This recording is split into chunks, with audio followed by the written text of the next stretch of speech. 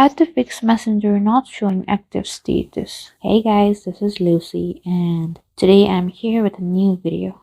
And let's get to it. There's a setting where you can turn off your active status. So all you need to do is click on the three lines in the top left corner and click on the settings gear icon. And here you will see active status under dark mode.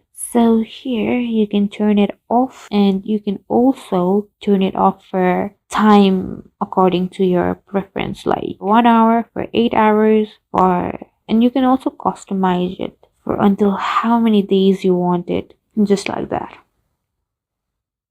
So if this settings is not in your Messenger app, all you need to do is go to Play Store and search for Messenger, and you will need to update the app if there are any updates available. And that's pretty much for this video. Thank you guys for watching. Like and subscribe for more videos, and I'll meet you guys in the next video.